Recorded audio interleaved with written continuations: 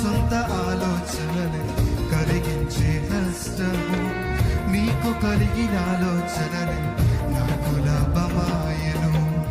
ఆలోచనకర్త, ఆలోచనకర్త, నీ ఆలోచనే నాకు క్షేమమయ్యా. ఆలోచనకర్త, ఆలోచనకర్త, నీ ఆలోచనే నాకు క్షేమమయ్యా.